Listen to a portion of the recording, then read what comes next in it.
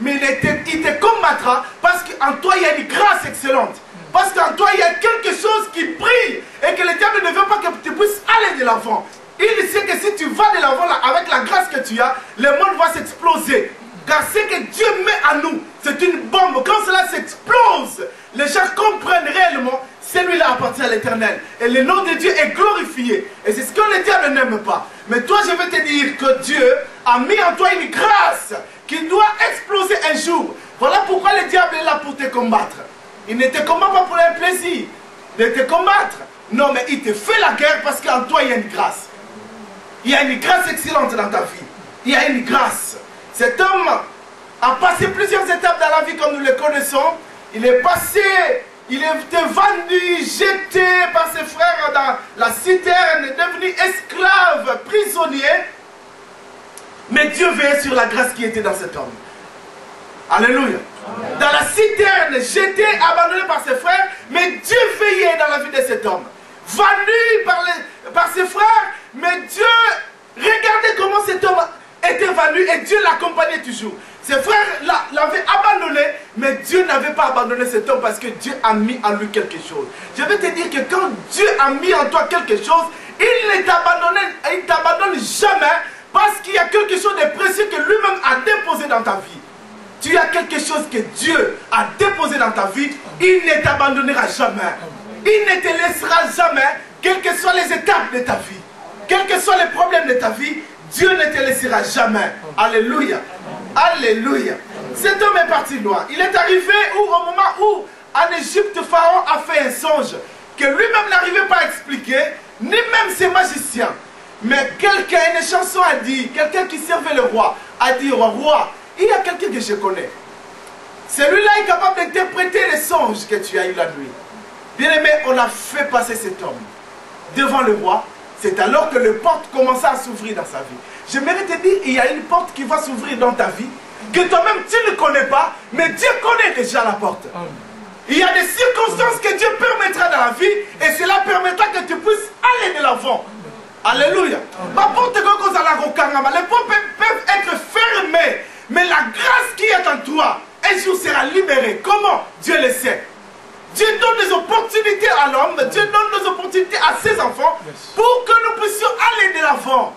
Ça peut être fermé par tous les fenêtres et trous fermés, mais quelque part Dieu fera que tu puisses aller de l'avant. Vous savez, en Europe, tellement c'est trop propre qu'on n'arrive pas à voir certains trous la nuit, parce qu'il y a plafond, béton dessus, on n'arrive pas à voir. Mais quand nous étions encore en Afrique, nos maisons, il y avait des tôles. S'il y a un trou la nuit, les matins déjà il y a un trou, hein? Il y a une lumière qui t'atteint déjà, qui te dérange. Parce qu'il y a un trou là. Mais bien aimé, même si les portes sont fermées, l'Éternel peut admettre qu'il y ait un trou. Et par ce trou là, la lumière t'atteindra et tu sortiras de l'endroit où tu es. L'Éternel prévoit toujours des choses comme ça. Et toi tu sortiras parce que tu as la grâce de Dieu. Ne t'inquiète pas de ce que tu es en train de vivre. Dieu est Dieu. Il veille sur sa promesse sur toi. Il fera que tu puisses sortir de l'endroit où tu es. Et la promesse trouvera son accomplissement dans ta vie. Arrêtons de pleurer. Oui, c'est difficile. Moi aussi, je pleure comme vous. Je ne veux pas dire que quand je dis arrêtez de pleurer, que moi je ne pleure pas. Je pleure. Il m'arrive des temps où je pleure moi aussi dans la prière. Mais arrêtons de pleurer car Dieu veille sur sa parole pour l'accomplir. Il ne laisse pas sa parole passer. Il ne laisse pas sa parole en vain comme ça. Mais Dieu veille pour que sa parole trouve son accomplissement dans sa vie. Dans la vie de celui qui l'a appelé. Alléluia. Amen. Vous savez, quand on vendait Joseph, ses frères voyaient que c'est un homme qu'on était en train de vendre. Mais ils ne savaient pas qu'il était en train de vendre un don. C'était un don qu'on vendait.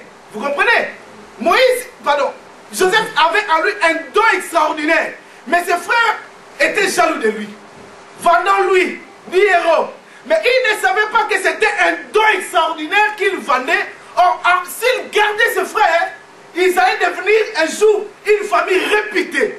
Mais ils ont vendu un don sans pour autant connaître qu'ils ont vendu un don.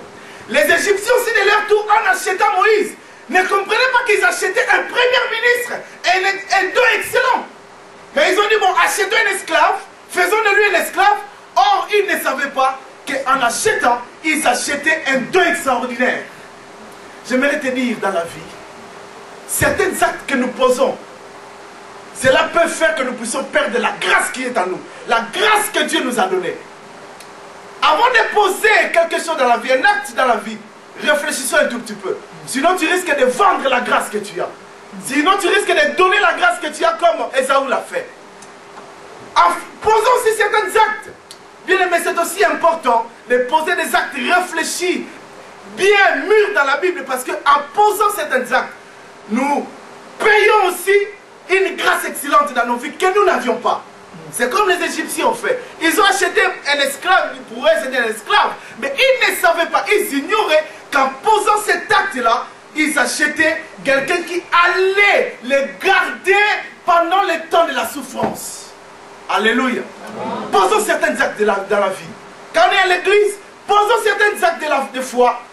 Cela fera que nous puissions nous préserver pendant le temps de souffrance. Alléluia. Alléluia. Je suis à la fin. Nous allons prier. Bien-aimés dans le Seigneur, qu'est-ce que j'ai voulu nous dire? J'ai voulu nous dire que l'assurance la destinée est assurée. Le peuple égyptien, quand le moment est venu, le moment de la faim, le moment de la famine, c'était cet homme qu'ils ont vendu, qu'on a présenté devant le roi. Cet homme qui s'est levé, il a expliqué au roi, oh roi, regarde tout ce que tu as eu la nuit comme songe. Cela signifie ça et ça. Il y aura des moments de famine, il y aura des moments d'abondance. Mais il faut quelqu'un qui peut bien gérer pour que l'Égypte ne puisse pas connaître la faim. Le roi a dit, je n'ai personne, si ce n'est toi-même. Le roi a même dit, ce que j'ai dit c'est dans Genèse chapitre 41, excusez-moi parce que on n'a pas lu, mais c'est dans Genèse chapitre 41, si nous voulons voir ça, 41, 37, jusqu'à la fin, si nous voulons voir ça. La Bible dit, je n'ai personne. Pharaon a dit, je n'ai personne si ce n'est toi-même qui a révélé ces choses. Vous savez, Pharaon a dit quelque chose de très important. Est-ce que pouvons-nous encore trouver quelqu'un qui a l'esprit de Dieu comme cet homme? Est-ce que nous pouvons trouver? Aujourd'hui, le monde a besoin des hommes qui ont l'esprit de Dieu. Des gens qui ont la grâce de Dieu. Les gens qui peuvent faire la différence.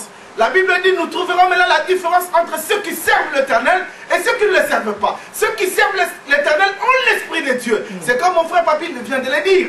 Ceux qui sont conduits par l'Esprit, c'est la Bible. Ceux qui sont conduits par l'Esprit sont enfants de Dieu. Bien aimé, le monde a aujourd'hui besoin des hommes qui ont la grâce de Dieu. Des hommes qui peuvent faire la différence pour démontrer réellement qu'ils ont Dieu. Alléluia. Alléluia.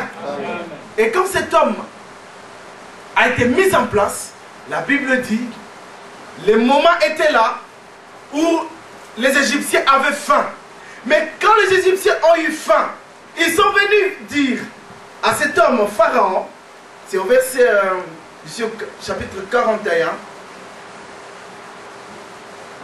et je suis au verset, déjà à partir de 37,